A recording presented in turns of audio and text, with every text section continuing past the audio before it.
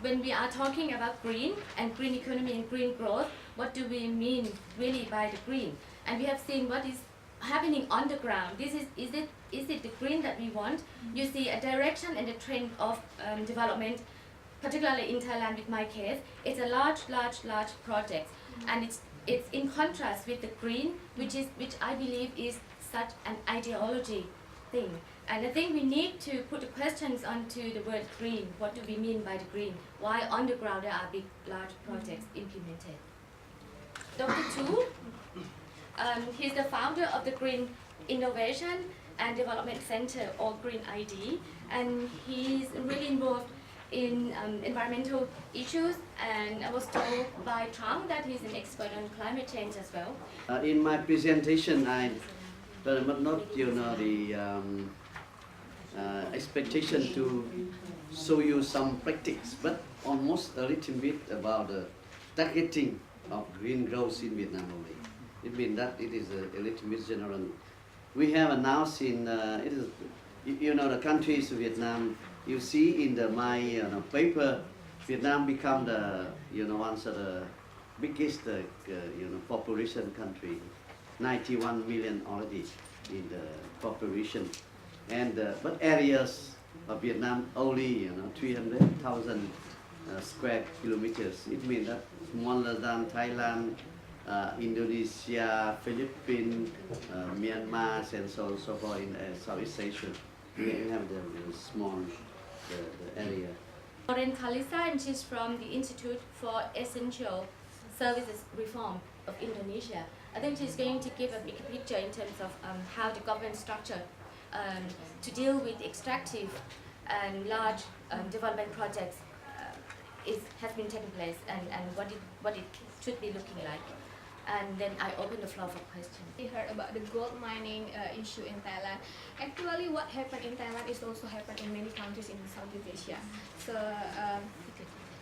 okay, if you look at my presentation in the first page, I would like to highlight that we are living in a more regionalized regional.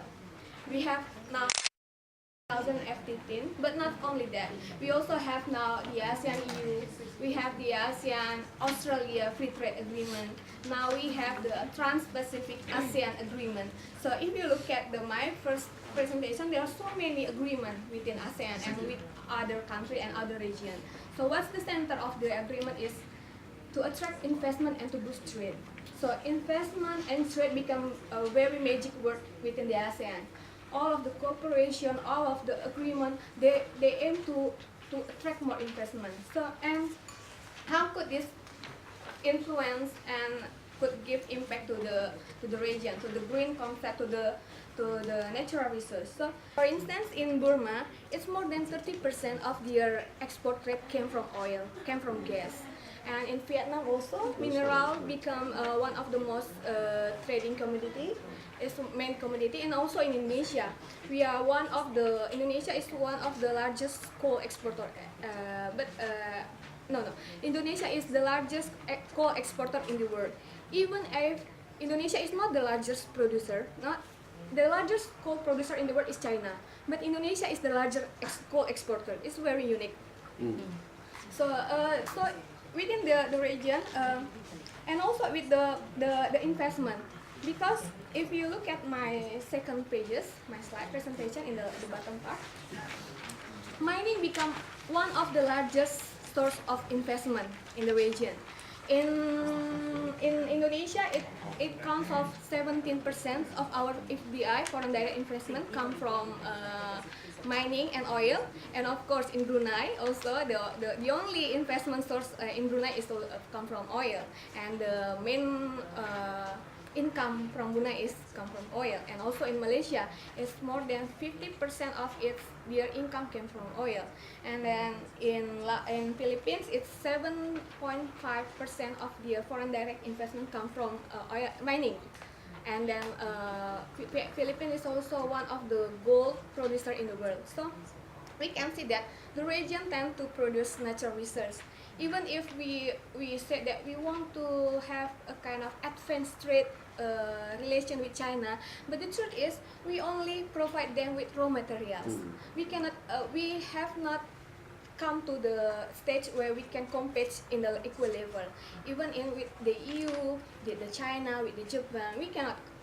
Even if with nowadays the ASEAN have a Japan-ASEAN free trade agreement, but our trade to Japan is only from gas, from nickel, from natural resources. We cannot sell our computer. If instead we import computer from Japan, something like that.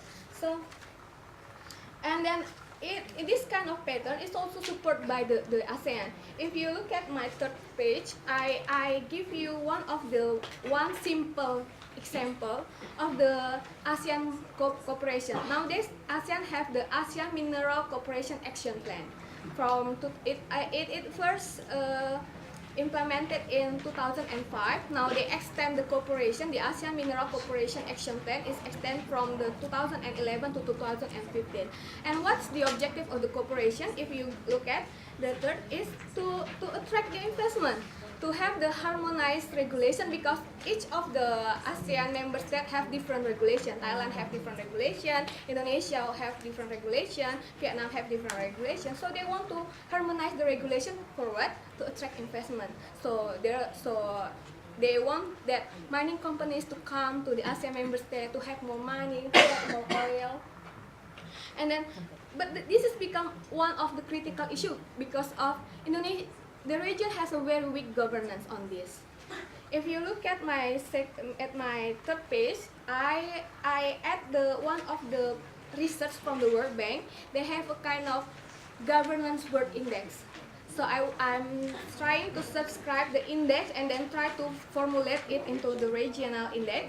So most of ASEAN countries have very bad governance, except for Singapore. Singapore is the only country in the region that have a very good governance. Even in Brunei, Brunei is very lucky. The government is quite accountable to the people. They have a very good regulation in terms of the distribution of revenue of the oil. Although, but the rest of the ASEAN countries have a very bad governance index. We have a very weak political rule. We have a very weak rule of law. We have a very big weak. If you see, it's not really clear. But there's some 6 indicators of the governance. Okay, only 2 minutes. So it's become a very big problem in the region because of this bad governance. It's very hard for people to control what kind of project they will have. For instance, in Indonesia, most of the resource-rich region tend to become the most poor region. We have Papua, we have Aceh. They produce gold in Papua, but they become one of the poorest region in Indonesia. We have Aceh, with they produce gas and oil. They become one of the poorest region in the world in Indonesia because it's very hard for them to control the government. How much money that the government actually get from the mining companies? How much money that the government actually have from the oil companies? So what we propose is ISR wants to have a kind of regional framework to manage these resources. We want to have a kind of sustainable resource governance, which. What this slide? But let me just ask, is that a recommendations to the ASEAN? Yes. Yeah. Could I put it on to the second round? Oh, okay. Is that okay? Okay. So I think thanking Maureen, and I think what she's been pointing out is something that we used to say that it is resource curse. So that means a country who's been really rich in resource and in a number of mineral resources, they're not really necessarily be the one who's getting the benefit of the services provided by those resources. So that's what we mean by the resource curse. So with now, I think you would like to welcome the questions. Please identify yourself and your name and your organization, please, and so that the secretary could put on the questions. That road project considered a green project? Was it defined as a green project in Thailand? Vietnam. I know that he mentioned that one of the goals of creating a green environment is to work with the indigenous people or to work with the people who are in that region. And I was wondering if, I know that in the past I've heard of or read about projects like the dam projects where a lot of the indigenous people have been displaced, and I was wondering if anyone, in any new projects or upcoming projects, the indigenous people have been included in the conversations with the government. And for the ones that have been displaced in the past, have they been compensated for their land or things that they have lost in the past? Just those two questions. Thank you.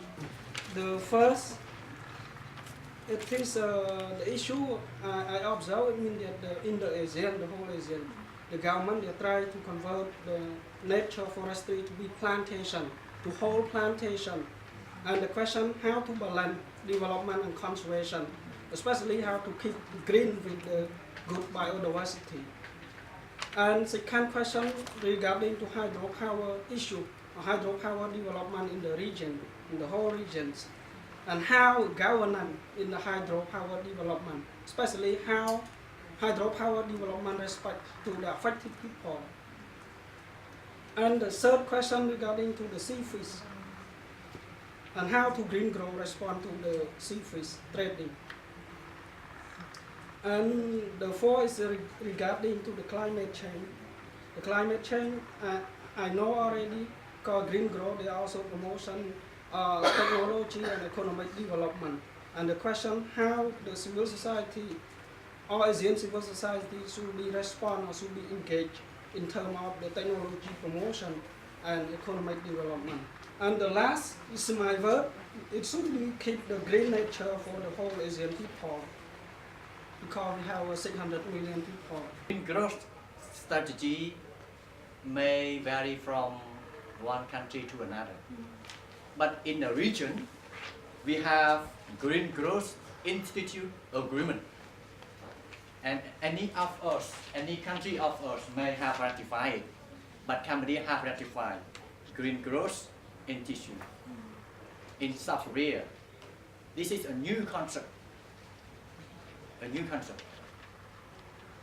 Green growth strategy or green growth philosophy is not environment protection, it's not forest conservation, it's not forest plantation. Green growth strategy is a new philosophy which is supported by United Nations. United Nations, they have environment protection. A real example about green growth strategy is now in our room. Do we consume much more energy than we should?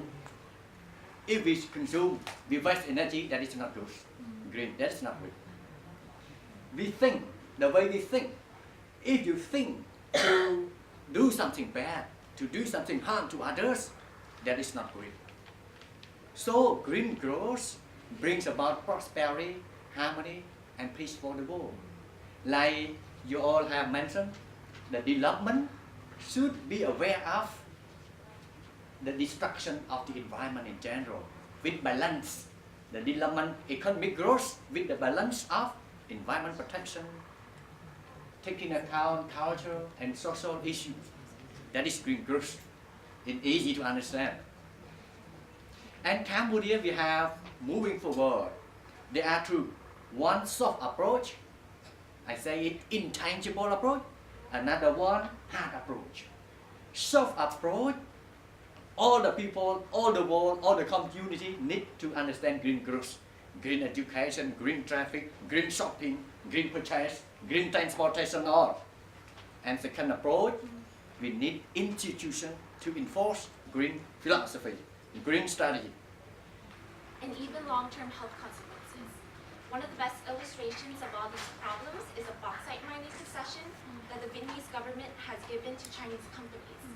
This project has changed the face of the central highlands of Vietnam, beginning with the confiscation of thousands of land from members of the Montagnard ethnic minority groups. When independent journalists and bloggers tried to call attention to these problems, the government shut down their website and arrested and detained some of these bloggers. In countries like Vietnam, whose people are denied the right to freedom of expression, what is the best way to call attention to environmental and socially dangerous projects, such as the bauxite concession? And for the speaker from Vietnam, has your organization raised these issues with the Vietnamese government? If so, what was their response? Thank you. I think we have to pay in the past already, because during the developments of any country, we like to get more income. We like to improve the economic of country fast as possible. So in that, the process, we don't care very much, or very little care about the environment. This lesson only learned, after we facing a big problem. So, as you already recognize about environmental issues of ASEAN, I talked yesterday, in the previous section. We saw that all the ASEAN countries have to pay for us, not only one. This is the regional. So why now? I don't think now we talking very much about the focus on each country, or one country or another, and the specific case.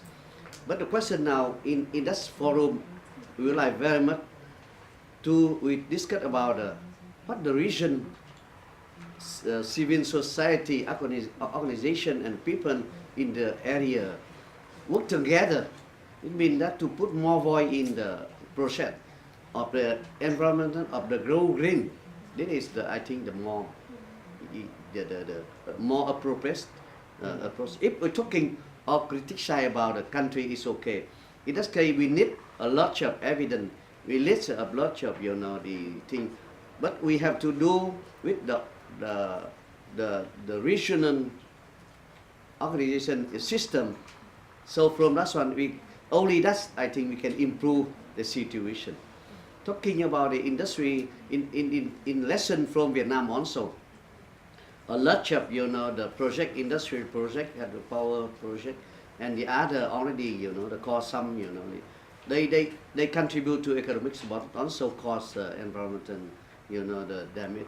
From that one the government now learn about that one. They have to try to improve.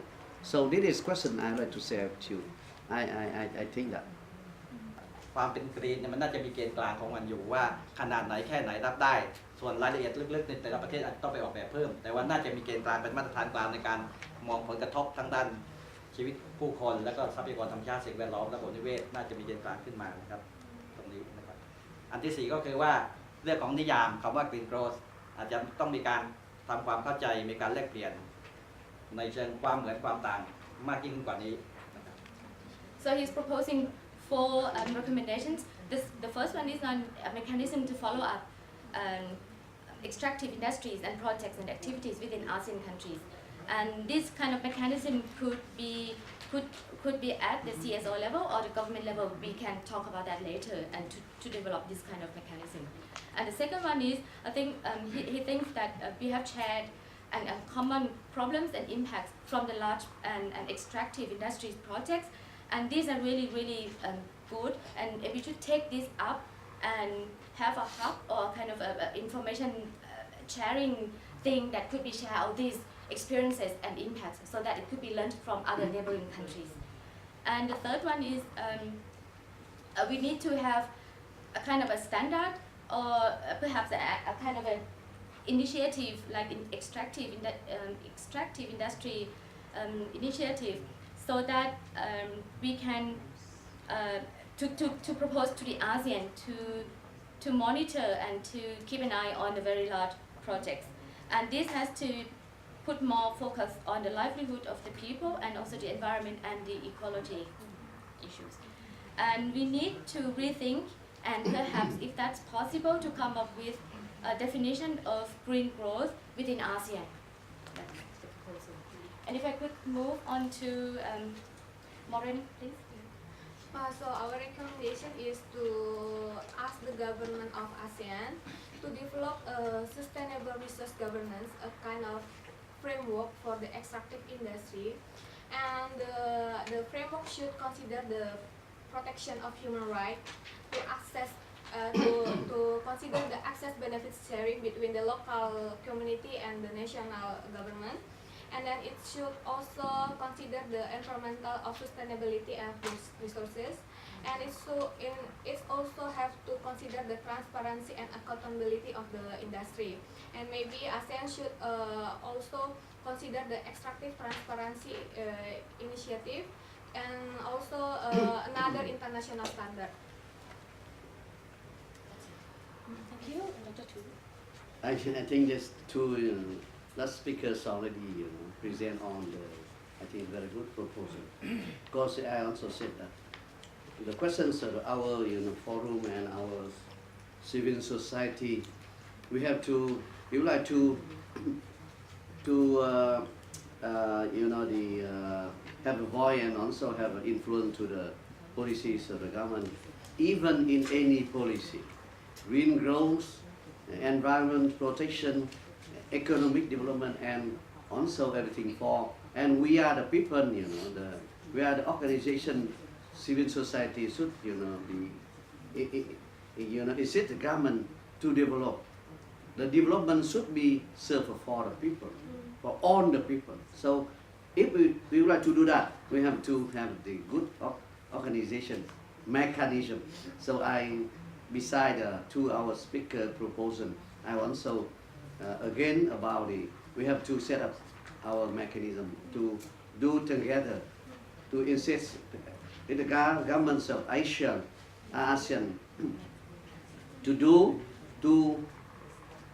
they have to consider our voice, our proposal, and also we have to some way to influence to that project.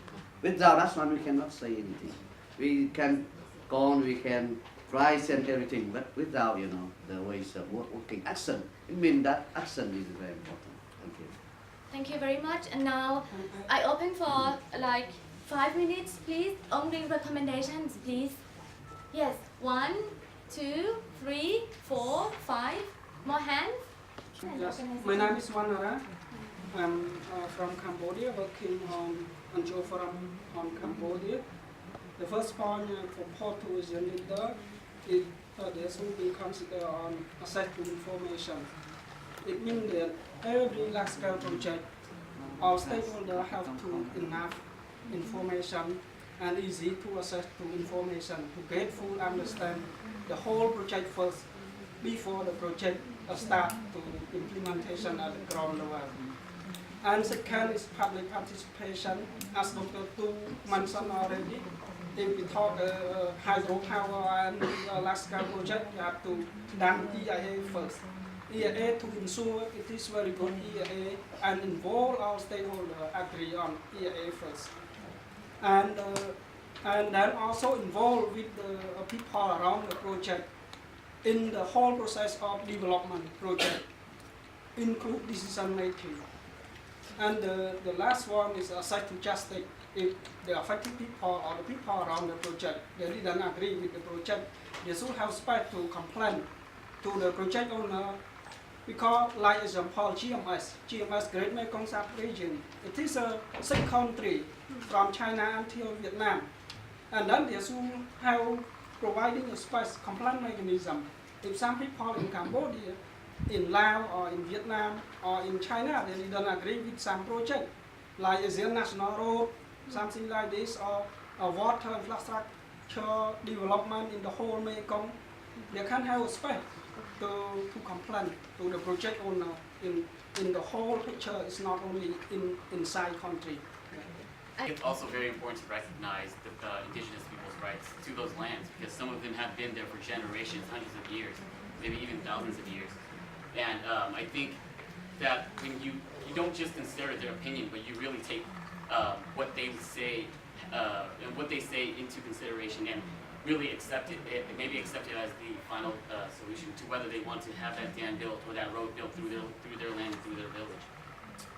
And I think I just want to reiterate a couple points that the other people made, that and even the speakers made, that you've got to listen to these people and you've got to really take it into consideration, because if you don't, and you just kind of trample on them and you don't give them any recompense for the land that they lost or the crops they lost, and you're really taking away all their rights and their way to make a living.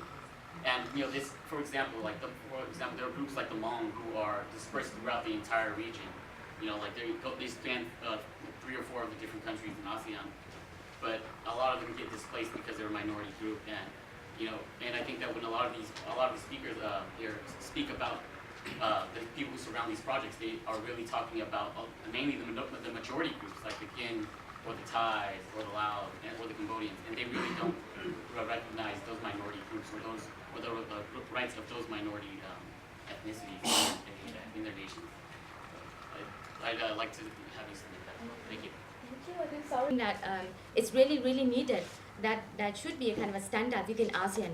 And he gave an example of Thailand.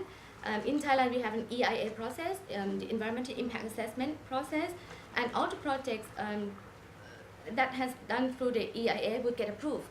It's just a matter of timing, whether it could be like in a matter of months or even like 10 years, but you get a final approval. So for this one, I mean, he thinks that if we have a common agreed upon in terms of like the standard within ASEAN, that could help prevent a very bad project, especially those that would be harmful to the environment. And this kind of standard could be or this mechanism could be joined and composed of CSO and governments to keep an eye on the incoming projects to the region. That would really help in terms of like preventing the bad projects. Think about the low carbon, that means you are giving the green light to the nuclear. So in that case, there should be something else which is far beyond emission reduction of the CO2. So it could be something else which I don't know who's going to propose that kind of wording, but it surely is not kind of just only the low carbon society which is putting only on emissions reduction. Thank you. And no more comments. I think I'm even 10 minutes late, but I do thank you. And thank you for all the speakers, Dr. Tu from the Green ID, and Maureen Talisa from the IESR, and also Mr. Yun Wong Sangwon from Thai Climate Watch Thailand. And thank you very much for all the participants and all the